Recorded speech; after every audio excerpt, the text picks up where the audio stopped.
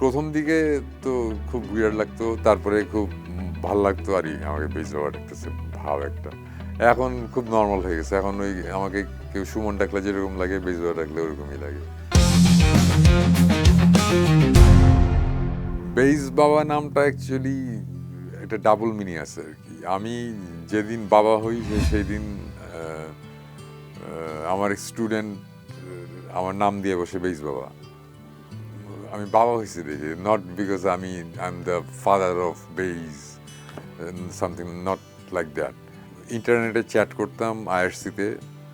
তো ওই চ্যাটিং এর সময় ওই নাম দিয়ে একটা নিকনেম দিয়ে ঢুকতে হতো।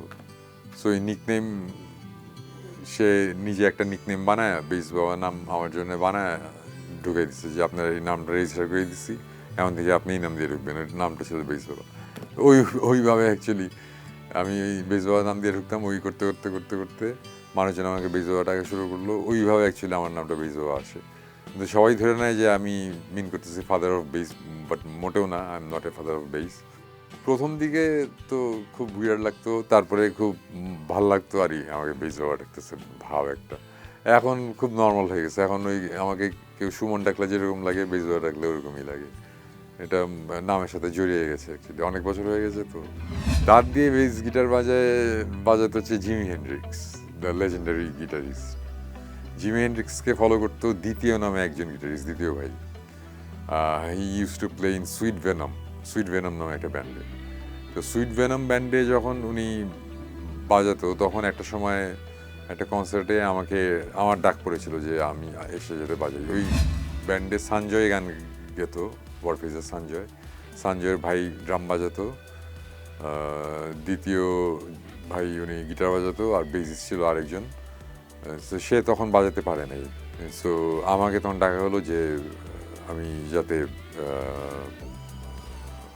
একটু ওদের সাথে ওই কনসার্টটাতে বাজাই। প্র্যাকটিস করতে গিয়ে দেখলাম যে সে ঘাড়ের উপরে বেস গিটার নিয়ে বাজাচ্ছে, দাঁত দিয়ে গিটার বাজাচ্ছে। আমি বললাম যে এগুলো কী করতেছেন? ম্যাম বললো যে এগুলো জিমি হেন্ড্রিক্স করে, আমিও করি। আমি বললাম যে কেমনে করেন আমার একটু দেখান তো। সে তখন সুন্দর করে দেখালো যে এটাই হবে, এটাই হবে, এটাই হবে।